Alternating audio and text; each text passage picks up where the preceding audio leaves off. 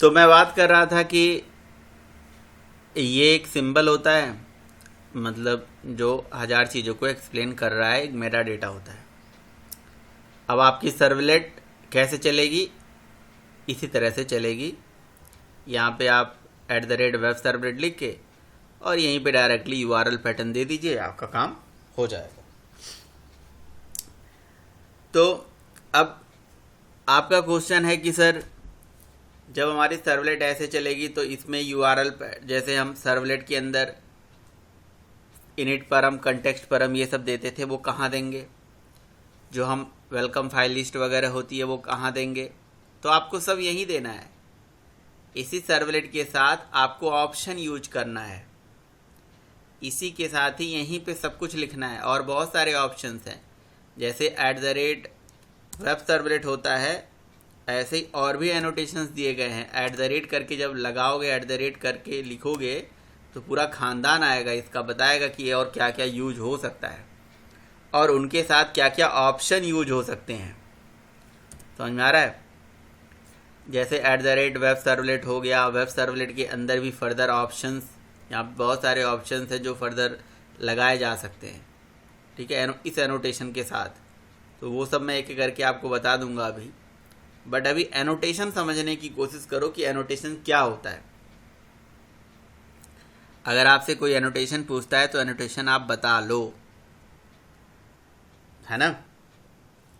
तो अगर हम एनोटेशन की बात करें तो क्या होता है एनोटेशन? समझ में आ गया? बोलिए भाई। यस सर, आ गया। क्या होता है बताओ। Sir, it is a metadata, or sir, it can say that yeah, it is a other concept of Java. It is a symbol, hmm. and sir, it is a replacement of XML file. या फिर sir कह सकते हैं enhancement of XML file. नहीं नहीं, जब example नहीं था तब भी तो एनोटेशन था। तो ऐसे बोल दो ना कि ये एक सिंबल होता है या टैग होता है जो कि रिस्पॉन्सिबल होता है to representing the meta data, ठीक है। यानी कि ये एक काइंड ऑफ सिंबल होता है जिस सिंबल की मीनिंग लैंग्वेज में रिजर्व होती है। समझ रहे हो?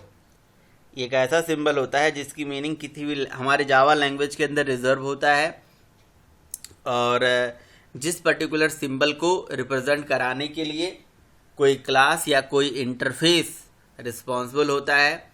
तो हर एनोटेशन को रिप्रेजेंट करने के लिए कोई ना कोई क्लास, कोई ना कोई इंटरफेस हमारे पास अवेलेबल है, ठीक है। और ये एक ऐसा सिंबल है जो हजारों कह सकते हो लाइन को कंबाइन करके एक सिंगल लाइन में लिख देता है, जिससे हमें बहुत सारी चीज़ें याद नहीं करनी पड़ती है। कहीं ना कहीं जो पहले हमारे एग्जामल्स होते थे उस एग्जामल का एक रिप्लेसमेंट है। एनोटेशंस टू टाइप के होते हैं, एक होता है प्री डिफाइन एनोटेशंस, एक होता है यूज़र डिफाइन एनोटेशंस। तो यूज़र डिफाइन एनोटेशंस भी क्रिएट करे जा सकते हैं, ठीक है, मतलब हम भी एनोटेशंस बना सकते हैं।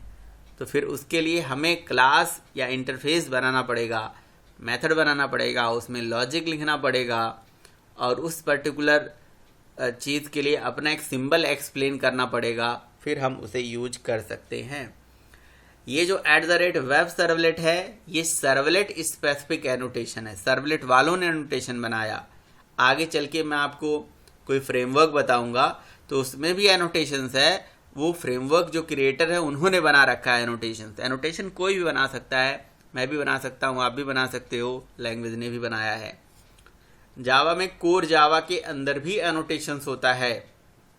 तो कोर जावा में एक एनोटेशन होता है @override, @suppress warning, @deprecated, ये सब एनोटेशंस होता है।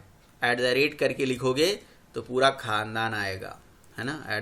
लिखोगे तो सारे एनोटेशंस आपको दिखेंगे। ये जावा के बने बनाए एनोटेशंस हैं, ठीक है, जिसका अपना एक मीनिंग है, कुछ ना कुछ मीनिंग है। जावा में बहुत सारे मेथड्स होंगे जिसके आगे डिप्रिकेटेड आप देख रहे होगे। तो जिस भी मेथड के आगे डिप्रिकेटेड देखो जैसे मैं आपको दिखा देता हूँ कि कहाँ ये दिखता है। आप एसआरसी का डॉक निकालिए और जावा के अंदर मान लीजिए आप लैंग पैकेज में चले गए और आपने थ्रेड से रिलेटेड चीज़ें ओपन कर दी। थ्रेड आप पढ़े हो, जो टॉपिक आप पढ़े हो उससे रिलेटेड चीज़ें ओपन करो, आपको एनोटेशंस मिल जाएंगे। तो मेथड में जाइए, जैसे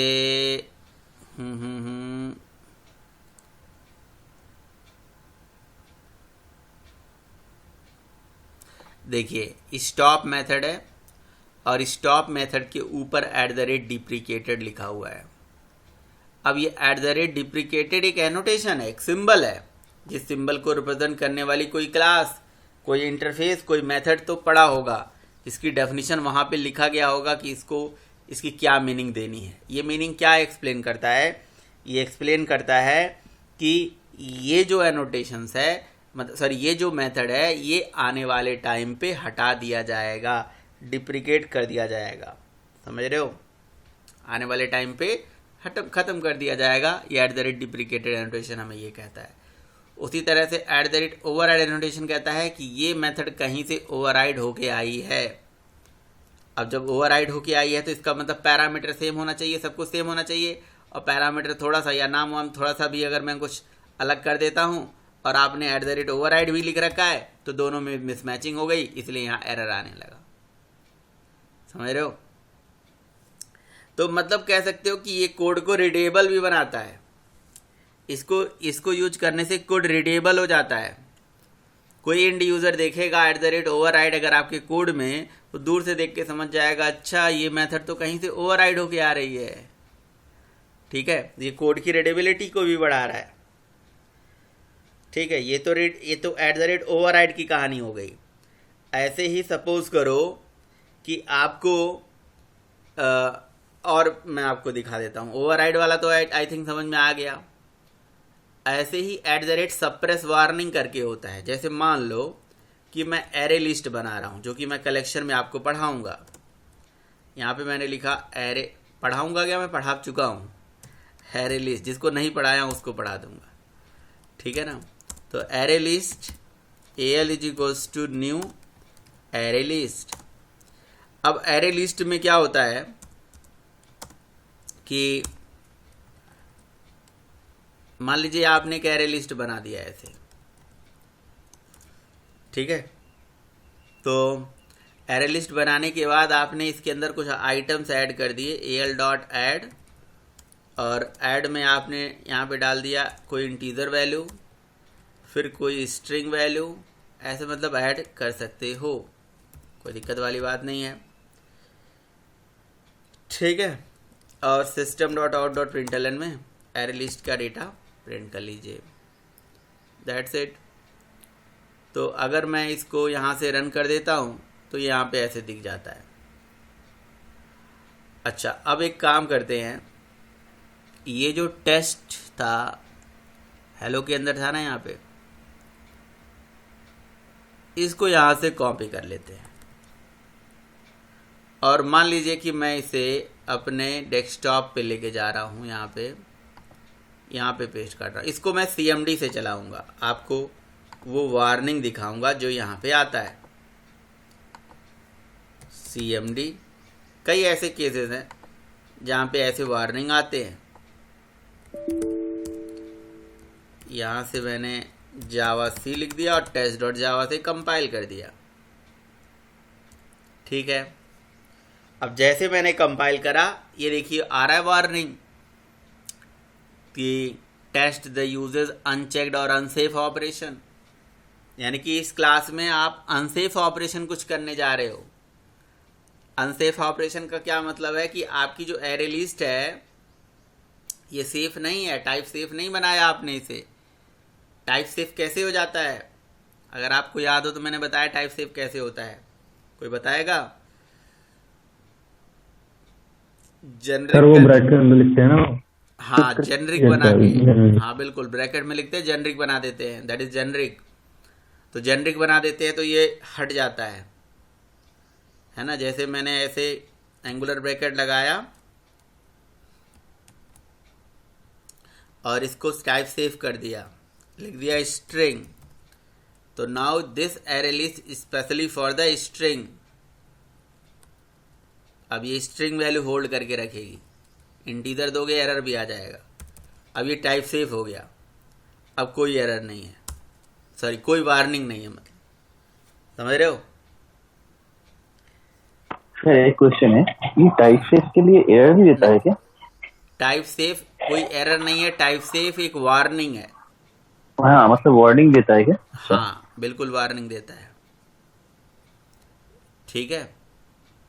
तो सर आईडी से देता है ना, मुझे आईडी पे आईडी और में नहीं। नहीं दिख पाता है ना वो चीज़, इसीलिए मैं यहाँ दिखा रहा हूँ आपको, ठीक है। क्योंकि उन्होंने कुछ ऑपरेशन कर रखा है ना, यहाँ पे भी नहीं दिखेगा, मैं यहाँ पे भी नहीं दिखाऊंगा आपके लिए, नहीं दिखेगा। देखो मैं एक काम करता हूँ, मैं ये जेनरिक हटा देता हूँ, ठीक है। मैंने ये जेनरिक हटा दिया, मैंने यहाँ पे इसे कंपाइल कर दिया, अभी आ रहा है ना।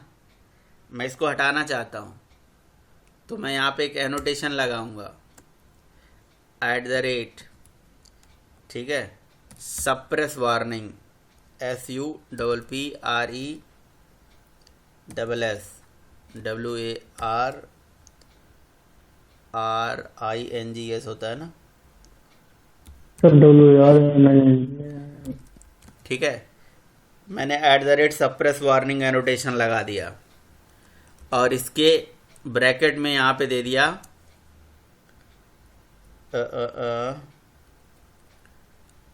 अनचेक्ड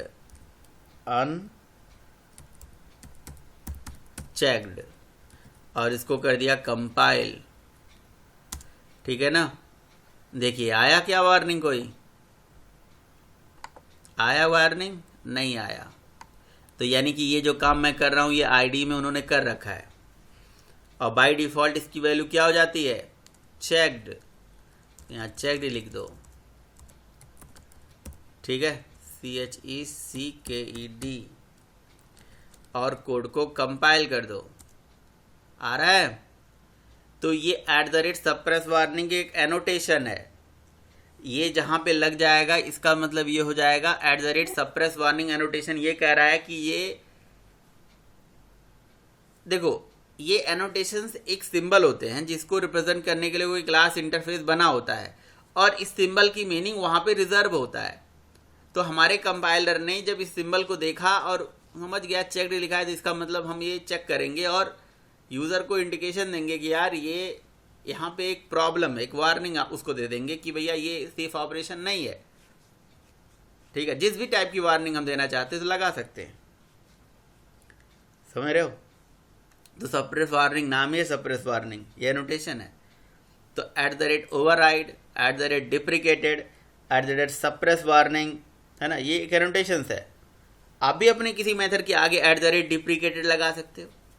कोई आपने मेथड बनाया, जैसे फॉर एग्जांपल ये मान लो ये रनेबल नहीं है, इम्प्लीमेंट रनेबल से नहीं करा है, ये रन मेथड मान लो हमारा है, और हमने @ ओवरराइड न लगा के हमने यहाँ पे क्या लगा दिया, @ डिप्रिकेटेड, DEPRECATED,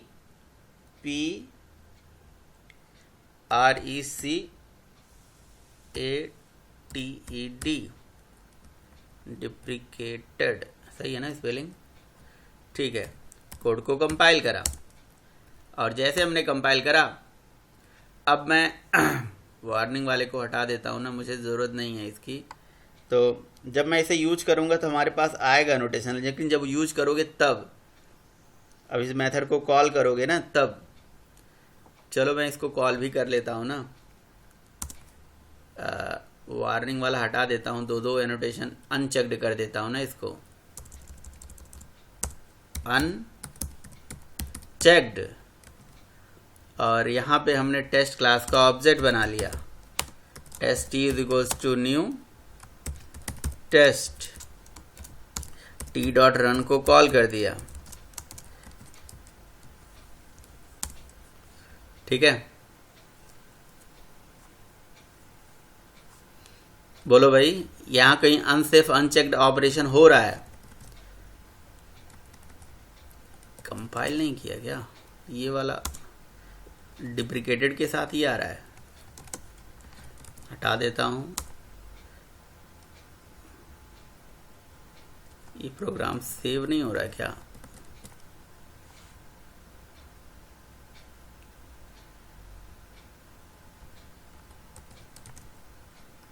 कंपाइल,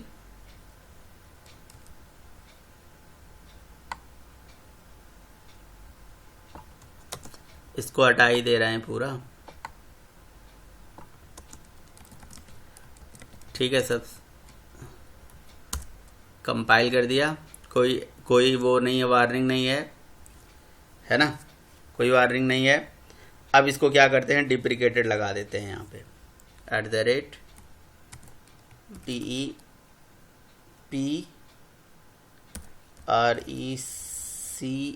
DEPRECATED, और यहाँ से इसको कंपाइल कर लेते हैं। और जब इसको मैं यहाँ से रन करूँगा तो 1 मिनट यार, रन टाइम पे नहीं आया।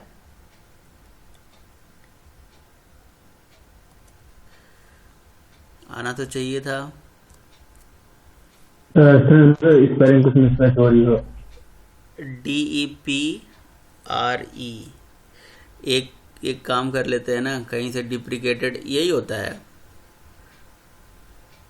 सर अभी खोला आपने फाइल खोली यहाँ पर डॉक।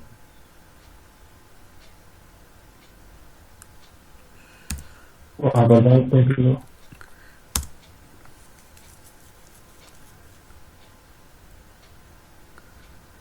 ये डिप्रिकेटेड,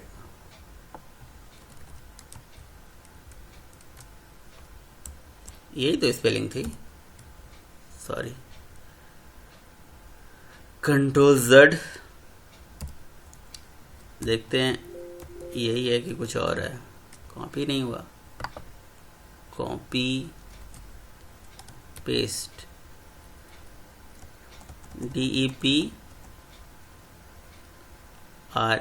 स्पेलिंग यही है ना, सब कुछ सही है, यही है। system.out.println, कुछ मैसेज भी दे देते हैं, हाय। कोड कंपाइल हो गया और रन हो गया। ये आया नहीं है डिप्रिकेटेड का मैसेज।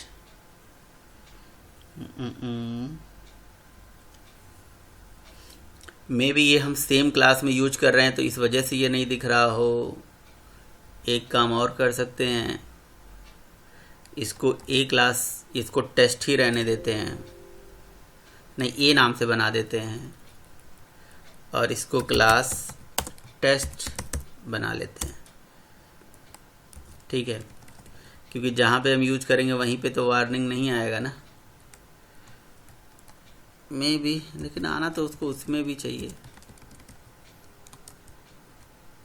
ये कोड हो गया compile. Class a public, class a public तो एक ही क्लास हो सकती है, और पब्लिक क्लास का फाइल का सबका नेम सेम होना चाहिए। आया ना, 2 क्लासेस में यूज किया तो देखो आ गया। क्या आया, @deprecated कह रहा है कि this the users of override as deprecated API recommended this, ये वार्निंग आ गई ना। तो ये मेथड हमें इंडिकेट कर रहा है कि यार ये पर्टिकुलर जो API आप यूज कर रहे हो ये आने वाले टाइम पे हटा दिया जाएगा। ये जो पर्टिकुलर मेथड यूज कर रहे हो ये अब डिप्रिकेटेड है। तो ओवरराइड हो गया, डिप्रिकेटेड हो गया, सप्रेस वार्निंग हो गई। ऐसे जावा के अंदर बहुत सारे इनबिल्ट एनोटेशंस हैं, और जिसके लिए आपने कहा मैंने तो कोई क्लास पैकेज नहीं बनाया, तो इसको रिप्रेजेंट करने वाली जो क्लासेस होंगी, कोई पैकेजेस होंगी, वो लैंग के अंदर पड़ी होंगी जो बाय डिफ़ॉल्ट इंपोर्ट हो रही हैं। समझ रहे हो, वो बाय डिफ़ॉल्ट इंपोर्ट हो रही है, हमें लाने की ज़रूरत नहीं है। हमें उसको इम्प्लीमेंट कराने की ज़रूरत नहीं है, क्योंकि उसकी मीनिंग कंपाइलर में जेवीएम में सब रिजर्व है, कंपाइलर अपने लिए उसे यूज कर रहा है। तो भाई जैसे जावा ने ऐसे एनोटेशंस बनाए, हम खुद चाहें तो खुद भी बना सकते हैं, ठीक है। बट अभी हमें उसकी ज़रूरत नहीं है, हमें खुद एनोटेशंस अपना बनाना नहीं है। तो यही काम किसने कर रखा है? जो काम मैं यहाँ पे कर रहा हूँ, ये काम किसने कर रखा है? ये सर्वलेट के क्रिएटर ने कर रखा है। सर्वलेट बनाने वाले जो लोग थे, उन्होंने कहा कि सर्वलेट को के 3.x को सर्वलेट के 3.x को क्यों ना हम एक काम करें, एनोटेशन बेस्ड कर दें। एनोटेशन बेस्ड कर दें, जिससे क्या होगा कि हमें भाई बहुत सारा डेटा याद नहीं करना पड़ेगा, ठीक है। एक सिंगल डेटा से हमारा काम हो जाएगा, एक सिंगल डेटा से हमारा काम हो जाएगा। That is @ web servlet. पहले क्या था कि पूरी कहानी लिखते थे, समझ में आ रहा है? वो कहानी को कस्टमाइज करके हमें एक सिंगल एनोटेशन दे दिया गया, जिसको हम बोलते हैं मेटा डेटा। तो annotation is a meta data, ठीक है। They are the kind of symbols, ऐसे भी बोल सकते हो। और जिस सिंबल की मीनिंग आपके कंपाइलर में, आपके जेवीएम में रिजर्व होती है, और कहीं ना कहीं एक सिंगल डेटा होता है, जिस सिंगल डेटा से आप बहुत सारे काम कर पाते हो। मतलब यानी कि बड़े बड़े एक्सएमएल के बहुत बड़े बड़े कहानी को एक सिंपल वे में लिख सकते हो, ठीक है। अब आपने कहा कि सर अब हमें यानी कि वो web.xml परम नेम परम वैल्यू लिखने की ज़रूरत है। आपकी मर्जी, अगर लिखना चाहते हो तो लिखो, और नहीं लिखना चाहते हो तो लिखने की ज़रूरत नहीं है, ठीक है। और थोड़ा बहुत और इन्हांसमेंट करा गया होगा, 4 बना दिया गया होगा, जैसे 3 है, 4 है, 4 में भी एनोटेशन ही होगा, जाहिर सी बात है। तो आप बोलेंगे कि अब सर इंडस्ट्री में किस चीज़ पे काम होता है? अगेन मैं बताऊंगा, पुराने प्रोजेक्ट्स XML पे बने हैं और नए प्रोजेक्ट्स एनोटेशंस पे आप चलते हैं। आपकी इच्छा है, जिस पे काम करना चाहो कर लो, ठीक है। तो अब जैसे मैं इस सर्वलेट को आपके लिए चला देता हूँ, और आने वाले टाइम पे भी जैसे हम आपको फ्रेमवर्क्स पढ़ाएंगे, राइट, तो फ्रेमवर्क्स में भी XML पढ़ोगे, फिर एनोटेशंस पे करो। तो मतलब जिस पे भी आपको काम करना है कर लो, कुछ है नहीं, पहले XML पे कर लो, उसी को एनोटेशन से कर लो, ठीक है। तो अब आप देखिए, मैं ये सर्वलेट आपका चला देता हूँ, और ये जगह जगह कहीं पे भी मतलब यूज हो सकता है, कोई भी इसे बना सकता है, कोई भी अपने हिसाब से इसे इम्प्लीमेंट कर सकता है। सर्वलेट कहाँ चला गया प्रोजेक्ट? ये है माई एनोटेशन सर्वलेट। राइट क्लिक किया, रन एज किया, रन ऑन सर्वर कर दिया। यहाँ से रिमूव ऑल कर देते हैं ताकि केवल यही प्रोजेक्ट आपके रन होने जाए। अब इसका URL पैटर्न हो गया /first, और आप यहाँ पे FIRST से रन कर लीजिए। देखिए चल गया कि नहीं चल गया आपका सर्वलेट। अब आपने कहा सर बाकी कैसे लिखेंगे, तो बाकी की बात बताता हूँ। सर्वलेट है ना, 3.x और ठीक है, इनिट परम है ना, इनिट परम, परम नेम परम वैल्यू, ठीक है। कैसे लिखते हैं ये आपको मिल जाएगा, सब कुछ मिल जाएगा, ठीक है। तो उसके लिए क्या लिखेंगे, ये देखो दिख रहा है कुलदीप, ये देखो ऐसे लिखोगे। @ वेब सर्वलेट के आगे टैग होता है वैल्यू, फिर एक होता है इनिट परम, परम इक्वल टू परम नेम परम वैल्यू, परम नेम परम वैल्यू, ठीक है ना। तो ऐसे हम लिख सकते हैं, सारा चीज लिख सकते हैं, इसी के अंदर ही होगा, वेब सर्वलेट के अंदर ही होगा। सर ये समझा नहीं, ये पैराम नेम पैराम वैल्यू। आपने सर्वलेट कंटेक्स्ट सर्वलेट कॉन्फ़िग पढ़ा है? सर्वलेट कॉन्फ़िग और सर्वलेट कंटेक्स्ट पढ़ा है? हाँ सर। तो सर्वलेट कंटेक्स्ट और सर्वलेट कॉन्फ़िग में हम web.xml के अंदर देते नहीं थे परम नेम परम वैल्यू करके? अच्छा, वो वाला चीज यहाँ पे हम लोग वही क्योंकि तो वो बात चल रही है, इंट्रोडक्शन वही तो यूज बात चल रही है कि भाई जो चीज़ हम वहाँ पे लिखते थे अब यहाँ पे कैसे लिखेंगे। जो एक्सएमएल में हम लिखते थे वो हम एनोटेशन से इस तरह से लिखेंगे अब सारा, समझ रहे हो। अब इसी में ही लिख देंगे हम सारा कहानी। अच्छा, अब बात आ हाँ जाती सर। है, एक दिक्कत आ जाएगी। मुझे लग रहा है कि आपका जो वेलकम फाइल लिस्ट है वो नहीं होगा मेरे ख्याल से, है ना, क्योंकि वेलकम फाइल लिस्ट की एंट्री तो HTML में होती है ना, तो वेलकम फाइल लिस्ट नहीं होगा यहाँ पे।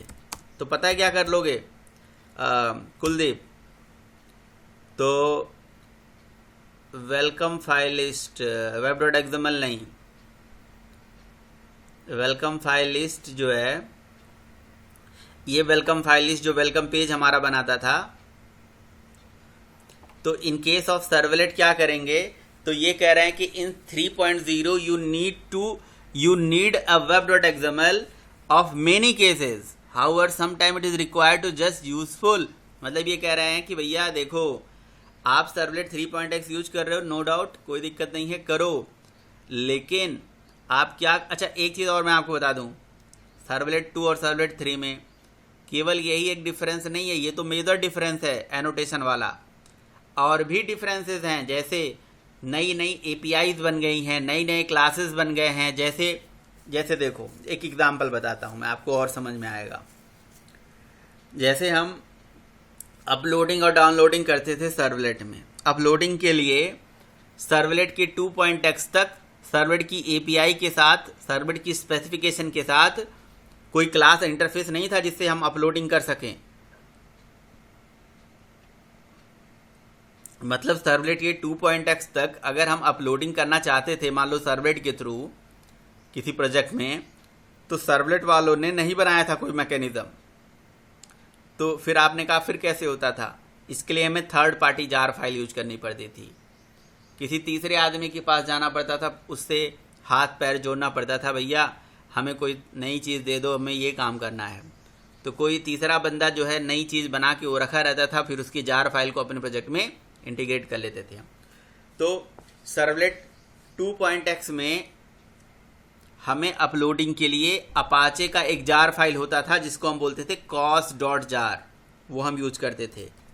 cos.jar से हो पाएगा अगर आप अपलोडिंग करना चाहते हो तो, लेकिन और ये अपाचे का प्रोडक्ट है, और यही नहीं था, दुनिया जान की बहुत सारी चीज़ें थी। ऐसे ही कुछ और एडवांस काम करने के लिए आपको ऐसे थर्ड पार्टी जार फाइल ले आनी पड़ती थी, समझ रहे हो। तो जो सर्वलेट 3.x आया उसने क्या करा, अपलोडिंग के लिए अपने अंदर ही APIs बना दी कि भैया अब आपको थर्ड पार्टी जार फाइल नहीं लाना है, अब आप मेरे ही क्लासेस और मेरे ही मेथड्स यूज करो, उससे अपलोडिंग कर लो। यानी कि उन्होंने APIs भी बढ़ा दी, कहने का मतलब ये है, मैं तो एक जस्ट एग्जाम्पल बताया अपलोडिंग के लिए। ऐसे ही और भी बहुत सारे काम होते होंगे जिसके लिए मुझे दूसरे के पास जाना पड़ता था, दूसरे की जार फाइल यूज करनी पड़ती थी। सर्वलेट कहता है कि अब मैं सर्वलेट की स्पेसिफिकेशन के साथ ही सारा चीज़ दे दूंगा। कैसे, एंड्रॉयड के पुराने वर्जन और नए वर्जन में यही तो डिफरेंस होता है, जावा के नए और पुराने वर्जन में यही तो डिफरेंस होता है कि APIs बढ़ जाती हैं, ये तो डिफरेंस होता है, बस दैट्स इट। तो ये कहानी है, समझ में आई बात। तो सर्वलेट के पुराने वर्जन और नए वर्जन में ये भी डिफरेंस है, ये मेजर डिफरेंस था जो एनोटेशन वाला था। और भी मेजर डिफरेंसेस कि APIs बढ़ चुकी हैं, नए नए क्लासेस आ चुके हैं, नए नए इंटरफेसेस आ चुके हैं जिनको आप यूज कर सकते हो। ठीक, अपलोडिंग वगैरह मैं आपको आगे सिखाऊंगा, तो आपको दिखा दूंगा कि देखो cos.jar से अपलोडिंग ऐसे होती थी, अब सर्वलेट 3.x की स्पेसिफिकेशन के साथ ये देखो अपलोडिंग के लिए ये हमारे पास बने बनाए क्लासेस हैं और बने बनाए इंटरफेसेस हैं, देखिए ऐसे हम यूज कर सकते हैं। ठीक है जी, चलिए कोई दिक्कत नहीं है। अब मैं बात कर रहा था आपका कि जो हमारा बहुत सारे ऐसे काम हैं जो हमारे सर्वलेट के एनोटेशन से नहीं पॉसिबल है। जैसे फॉर एग्जांपल मेरा प्रोजेक्ट चला और मेरे प्रोजेक्ट को चलने के बाद हमारे पास अभी आपने देखा होगा कि यार जैसे ही प्रोजेक्ट चला था तो एक ब्लैंक पेज आ गया था, मतलब कुछ भी नहीं दिखा था, यहाँ पे ऐसे आ गया था, इस तरह से आ गया था, है ना। यानी कि हमारा डिफ़ॉल्ट पेज अगर कोई प्रोजेक्ट में है तो वो रन नहीं हो पा रहा था। फॉर एग्जांपल जैसे मैंने यहाँ प्रोजेक्ट पे राइट क्लिक करा और वेब कंटेंट पे ही राइट क्लिक करके न्यू करके एक कोई हम डिफ़ॉल्ट पेज बना लेते हैं। से हमारे पास कोई HTML पेज है इंडेक्स, तो अब ये इंडेक्स HTML पेज मैं चाहता हूँ कि मेरे प्रोजेक्ट का डिफ़ॉल्ट पेज बन जाए और ये पहले चले ही चले, तो अब इसकी एंट्री कहाँ करोगे? ये तो समस्या आ गई। web.xml होता था तो वेलकम फाइल लिस्ट लगा लेते थे, एंट्री कर देते थे और वेलकम पेज हमारा बन जाता था, राइट। देखिए नहीं चलेगा। तो ये कहते हैं कि भैया ये देखो, अगर इंडेक्स नाम से पेज बना है, किस नाम से? इंडेक्स पेज, तो ये तो अपने आप चल गया भाई, हमें कुछ करने की ज़रूरत ही नहीं पड़ी। अगर इंडेक्स यानी कि ये सर्वर के अंदर ऐसा कुछ लॉजिक है कि इंडेक्स पेज अगर बना होगा तो अपने आप चल जाएगा, और अगर किसी और नाम से बना होगा, रीनेम कर लो, हाथी घोड़ा कुछ भी नाम से बना होगा, एक हाथी भी बना होगा, तो ये हाथी पेज नहीं चलेगा। लेकिन अगर इंडेक्स नाम से बना है तो अपने आप चल जाएगा। यानी कि इंडेक्स पेज को आपका ब्राउज़र मतलब सर्वर आइडेंटिफाई कर लेता है, हाथी वाले पेज को नहीं कर पाएगा। तो कायदा यही कहता है कि आप एक काम करो भैया, आप इंडेक्स नाम से एक वेलकम फाइल बनाओ। आपने कहा नहीं सर, मुझे हाथी अच्छा लगता है, मेरे पेज का नाम होम अच्छा लगता है, मैं होम ही चाहता हूँ कि मेरा होम नाम से रहे, ठीक है, क्योंकि मुझे नहीं ज़रूरत है कि भैया यहाँ पे हाथी हो या कुछ भी हो, इंडेक्स नाम नहीं देना चाहता हूँ, ठीक है। तो आपके पास ऑप्शनल चीज़ें हैं। जब आप एनोटेशन वाला प्रोजेक्ट बना रहे थे, अगर आपको याद हो, तो वहाँ पे एक ऑप्शन आ रहा था कि जनरेट, देखिए यहाँ पे ऑप्शन आ जाता है कि जनरेट द web.xml डिस्क्रिप्टर, यानी कि web.xml बना लीजिए। सर ये स्क्रीन नहीं दिख रही है। स्क्रीन नहीं दिख रही है? नहीं सर। सबको नहीं दिख रही थी या आपको ही नहीं दिख रही है? बाकी लोग दिख रही थी? ये सब दिख रहा है। हाँ सर। अब दिखा?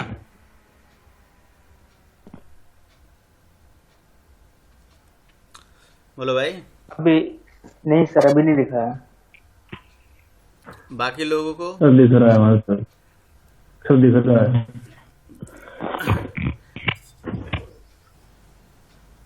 अमित जी इंटरनेट आपका सही नहीं है, ठीक है, थोड़ी देर में हो सकता है दिख जाएगा। ओके सर, ठीक। और किसको किसको नहीं दिख रही है? सबको दिख रही है? धमाल सर दिख रहा है सर, बराबर दिख रहा है। तो ये देखिए, ये जनरेट web.xml का एक ऑप्शन आ जाता है कुलदीप, समझे? तो यहाँ से बना सकते हैं। अच्छा, मान लो भूल गए, नहीं बनाया, तो भी बना सकते हो। उसका क्या ऑप्शन है? देखो यहाँ से मैं बताता हूँ अलग से web.xml कैसे बनता है। ध्यान से देखना कुलदीप, प्रोजेक्ट पे राइट क्लिक करना, और मुझे भी भूल गया कैसे बनाते हैं कोई बात नहीं, याद आ जाएगा। न्यू में गए और कहीं तो ऑप्शन आता है अलग से बनाने का कि जनरेट डिप्लॉयमेंट डिस्क्रिप्टर, ठीक है, दिमाग पे थोड़ा जोड़ देंगे तो भी आ जाएगा।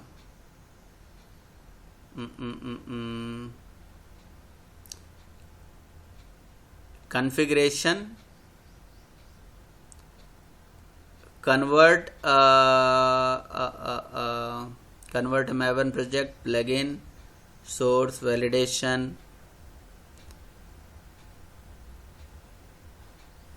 कहीं तो ऑप्शन आता है कि इसमें डिप्लॉयमेंट डिस्क्रिप्टर भी आ जाएगा। प्रोजेक्ट की प्रॉपर्टीज में होता है, जावा EE टूल्स में होता है। यस, दिखा? कुलदीप दिख रहा है? बोलो भाई। यहाँ पे क्या होता है ये? यहाँ पे देखो ऑप्शन है generate deployment descriptor stub, click कर दिया, देखो अपने आप आ गया web.xml। तो ये देखो web.xml आ गया अलग से, और इसके अंदर वेलकम फाइल लिस्ट बना दो और इसके अंदर होम लिख दो, तुम्हें जो लिखना है, तो अलग से लिख सकते हो तब। बस इस पर्पज के लिए बनाना है, या किसी पर्पज के लिए आपको लग रहा है कि यार यहाँ ज़रूरत है तो बना लो यार, कोई दिक्कत वाली बात नहीं। अब आप देखो, अब आपका जो होम पेज है वो भी वेलकम फाइल बन चुकी है और वो भी चल जाएगी। देखो चल गया, वेलकम फाइल आ गई आप। क्लियर है भाई? कुलदीप समझ में आ गया? Yes sir. तो भैया ये डिफरेंस है आपके सर्वलेट 2 और सर्वलेट 3 में। रही बात एनोटेशन की, तो एनोटेशंस के बारे में और थोड़ा सा पढ़ लेना, कल और डिस्कस कर लेना मेरे से। तो साथ ही साथ आपको एनोटेशंस भी बता दिया गया कि ये होता है। और बताइए बाकी सर्वलेट का जो बाकी कहानी है, जैसे इनिट परम है, परम नेम, परम वैल्यू, इसके लिए भी जैसे मैंने अभी एक वेबसाइट पे सर्च किया तो मुझे मिल गया, तो ऐसे ही आप कहीं से सर्च करके उठाइए, लगा लीजिएगा, कोई दिक्कत नहीं। तो याद है तमाल, जब आपने बहुत पहले एक प्रोजेक्ट बनाया था तो ऐसे ही बनाते थे, तो इसमें अब लोग बाग यही गलती करते हैं, वो 3.x में प्रोजेक्ट बना लेते हैं और ये @वेब सर्वलेट आ जाता है तो घबराने लगते हैं ये क्या है, ये वेब सर्वलेट, ये बता रहा है, ये एनोटेशन है जो बता रहा है कि ये वेब एप्लीकेशन है, उसके अंदर ये उसका URL पैटर्न है, स्लैश करके लिखा हुआ है। बाकी और भी इस सर्वलेट के साथ जो देना चाहते हो सब यहीं पे दे दोगे आप। क्लियर? और किसी का कोई क्वेश्चन? तो ये डिफरेंस। हाँ जी बताइए। सर आपने जो डेवलपमेंट डिस्क्रिप्टर ऐड किया है हाँ हाँ सर्वलेट 3 के लिए, तो सर मतलब वो मैं ऐड नहीं करूँ तो क्या मेरा ये, अगर मैं वो ऐड नहीं करूँ हाँ हाँ तो मेरा क्या प्रॉब्लम हो रही है? मैं पैरामीटर या नहीं वो पैरामीटर दिक्कत ये आ रही थी ना कि जैसे अगर मान लो हमारी वेलकम फाइल इंडेक्स नाम से होती है ना, तो ये सर्वर उठा लेता है, किसी और नाम से होती तो नहीं उठा पाता है ना, जैसे मेरा होम नाम से था, तो इसीलिए हमने इसीलिए डिप्लॉयमेंट डिस्क्रिप्टर ऐड किया। हाँ लेकिन सर ये हर एक सर्वलेट मैं बनाऊंगा, एक एक प्रोजेक्ट बनाऊंगा, तो हर एक के लिए मुझे मेरा वेलकम फाइल अगर रहेगा, मतलब वेलकम फाइल नहीं रहेगा तो कुछ ना कुछ फाइल तो रहेगा यार। वेलकम फाइल की एंट्री सर्वलेट में नहीं करेंगे हम। वेलकम फाइल HTML फाइल होती है और वो HTML फाइल किसी सर्वलेट पे उसको डिपेंडेंट क्यों बनाएंगे? उसके लिए कोई हमारे पास एनोटेशंस वगैरह नहीं है उसके लिए कुछ। HTML फाइल तो सर्वलेट इंडिपेंडेंट होती है ना, वो तो अलग से चलेगी। ये चीज है, ठीक है। तो इस तरह से आपका ये हो गया सर्वलेट 3.x की कहानी। इसके बाद आ जाता है और सर्वलेट में कंसेप्ट, जो कि मैंने आपको, अच्छा लास्ट टाइम पे आपको जो बहुत सारे कंसेप्ट, छोटे छोटे कंसेप्ट मैंने आपको बताए थे, जो शायद इसी प्रोग्राम से ही बता दिया था, इसको प्रैक्टिस कर लिया आप लोगों ने। जैसे लोड ऑन स्टार्टअप की कहानी याद आ रही है? लोड ऑन स्टार्टअप बताया था, लोड ऑन स्टार्टअप टैग होता है, याद है Nishant? Load on startup tag क्या करता है? हाँ नहीं याद है इनको? लोड ऑन स्टार्टअप है सर, जैसे कि सर हमने बताऊं सर? हाँ बोलो बोलो सर। जैसे कि हमने 3-4 वो बनाया मैंने सर्वलेट, तो लोड और स्टार्ट क्या करता है, जैसे थोड़ा तेज बोलोगे, थोड़ा सा, तो उसका नाम थोड़ा माइक में आके बोलिए।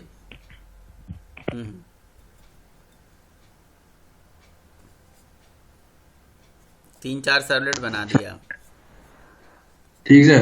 हाँ। अगर सर जैसे कि उनका नाम 1 2 3 4 है, हाँ दे है, ठीक है। जो इंसान चलाना पहले तो उसका नाम दे देंगे, उसके अंदर वो चल जाएगा। नहीं नहीं नहीं, ये नहीं था load on startup tag. Load on startup tag पढ़ाया था आपको। ये टैग सर्वलेट का जो इनिशियलाइजेशन होता है वो डिप्लॉयमेंट टाइम पे करता है, समझे? वैसे सर्वलेट का ऑब्जेक्ट रन टाइम पे ही बनता है, जब रिक्वेस्ट जाती है तब, लेकिन ये डिप्लॉयमेंट टाइम पे ही बना देता है। ये मैंने बताया था, ठीक है। वो तो एग्जाम्पल बता रहे जो मैंने बताया था, ठीक है ना। लेकिन मेन यूज़ होता है कि डिप्लॉयमेंट टाइम पे सर्वलेट का ऑब्जेक्ट बना देना। फिर मैंने आपको और क्या बताया था, एक्सेल सर्वलेट बताया था, जिससे हम अपना कंटेंट टाइप चेंज कर सकते हैं रिस्पॉन्स का। अगर आपको याद हो, response dot set content type लेके हम अपना डेटा, अपना रिस्पॉन्स ब्राउज़र में न लेके एक्सेल में, वर्ड में, यस है ना। ये मैंने आपको बताया था। यस तो मतलब जो जो चीज़ें आपसे बताऊँ वो प्रैक्टिस कर लिया करो। और मैंने आपको हेडर सर्वलेट बताया था, जिससे आप किसी भी रिक्वेस्ट के जो हेडर हैं, रिस्पॉन्स के हेडर हैं, वो सब गेट करके प्रिंट करा सकते हो, ठीक है। तो प्रैक्टिस कर लिया था ये 3 चीज़ों का, बहुत ज़रूरी चीज़ थी। बोलो भाई। Yes sir. ठीक है। फिर डायनेमिक डेटा शेयरिंग हम लोगों ने कंटेक्स्ट के थ्रू, कंटेक्स्ट का एट्रीब्यूट वगैरह सेट कर लिया था,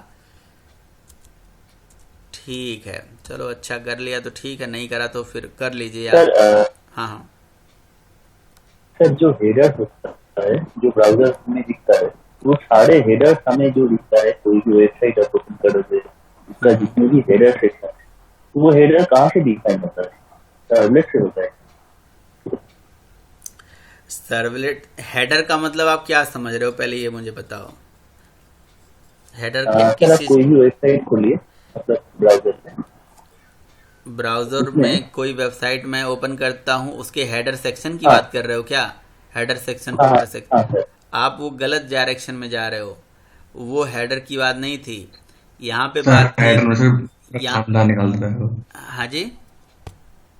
सर हेडर का मतलब कि पूरी उसके बारे में डिटेल इन्फॉर्मेशन। ना ना ना, हेडर का मतलब यार कि जब ब्राउज़र से रिक्वेस्ट सर्वर पे जाती है ना, तो रिक्वेस्ट का एक पैकेट बनता है, request packet, HTTP request packet, ठीक है। HTTP request packet. तो HTTP रिक्वेस्ट जो पैकेट बनता है, उस पैकेट के अंदर अलग अलग सेक्शन होता है, header section, footer section, body section, उसकी बात हो रही थी यहाँ पे। जब भी ब्राउज़र से रिक्वेस्ट भेजते हो ना, तो ये रिक्वेस्ट लाइन होती है, रिक्वेस्ट का हेडर होता है, रिक्वेस्ट की बॉडी सेक्शन होती है।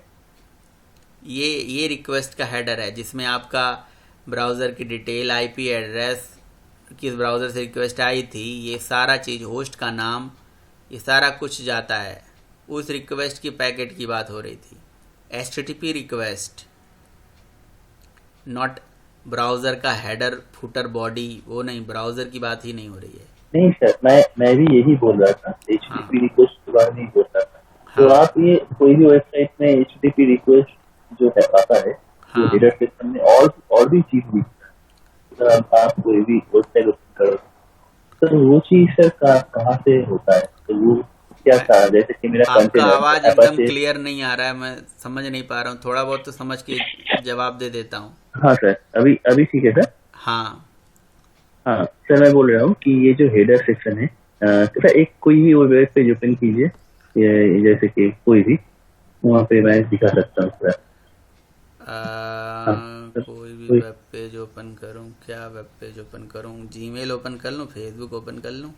हाँ फिर सर, हाँ चलो सर, कोई जीमेल भी। ओपन कर लिया। हाँ हाँ अभी SQL दबा दीजिए, SQL।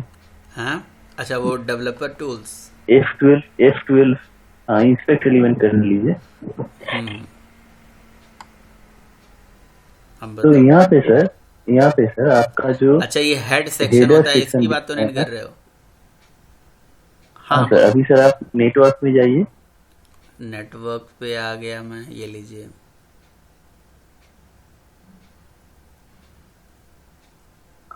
हाँ सर, अभी सबसे ऊपर चले जाइए, सबसे ऊपर जहाँ पे आपका जीमेल ओपन हुआ था, स्क्रॉल करके ये राइट नीचे नीचे सर, ये F12 जहाँ पे किया वहीं पे एकदम नीचे एक बार दिख रहा है ना सर, एकदम नीचे राइट हैंड साइड पे, right hand side. Right hand side पे बार दिख रहा है कहाँ? मतलब हाँ करना क्या है हाँ, बताओ। मतलब कोई भी हो, ये बार जो दिख रहा है ना सर आपको, ये सब राइट हैंड साइड नहीं, ये और भी एकदम ऊपर चले जाइए। तीन डॉट का ना, तीन डॉट। हाँ ये जो नीचे नहीं, वो नहीं, उसके नीचे, मतलब जहाँ पे आपका ये नेम का पूरा लिस्ट दे रहा है, उसका बाजू में वाटरफॉल दिख रहा है ना, नीचे देखिए हाँ वाटरफॉल। हाँ, वाटरफॉल के बाजू में नीचे देखिए एक बार है, नीचे वाटरफॉल के नीचे में बार है, ये वो बार सब को ये ऊपर सब लेके जाइए। हाँ, नहीं नहीं, उसके भी नीचे, right hand side, scroll scroll बार स्क्रॉल बार, स्क्रॉल बार, स्क्रॉल बार। ये है, ये स्क्रॉल बार तक कहाँ पे है? नीचे है, यहाँ पे है स्क्रॉल बार। हाँ वो राइट हैंड साइड में, उसके ये बाजू में स्क्रॉल राइट बार है, हैंड ये साइड। कह रहे हो? हाँ उसके ऊपर लेके जाइए, हाँ एकदम ऊपर लेके जाइए। देखिए हाँ। अभी आप कोई भी पेज ओपन करते हो तो ऊपर का मतलब इस पेज को रिलोड कीजिए, मतलब फ्लिपकार्ट का पेज ओपन कीजिए ना, जीमेल का कुछ समझ में नहीं आ रहा है, कोई फ्लिपकार्ट का या फिर कोई भी पेज, दूसरा वेब पेज जैसे होता है।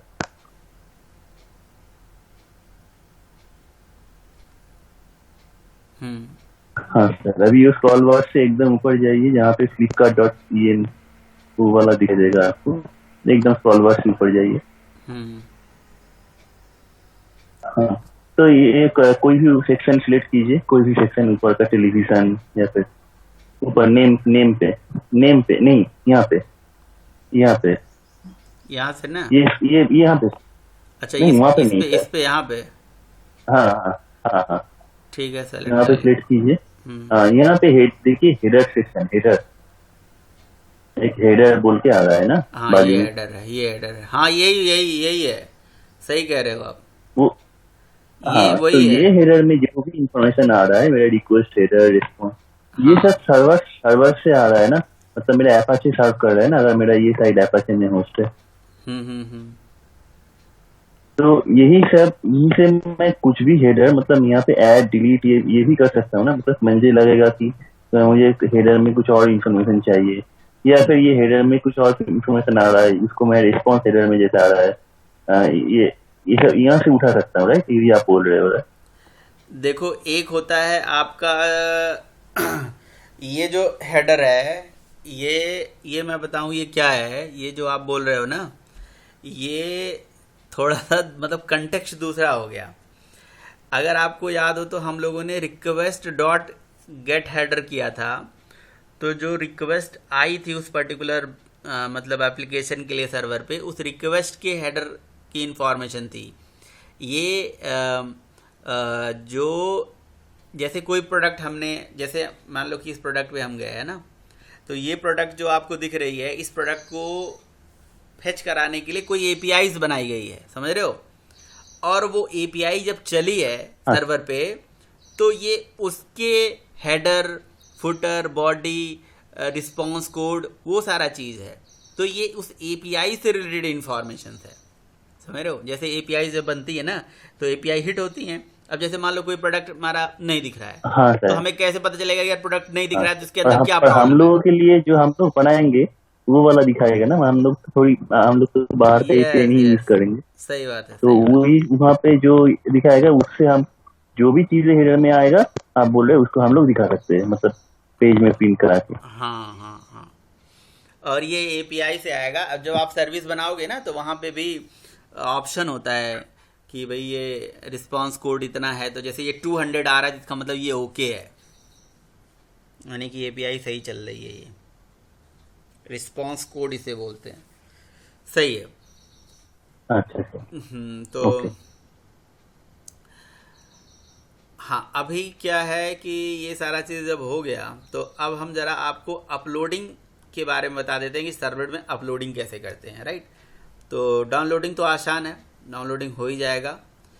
और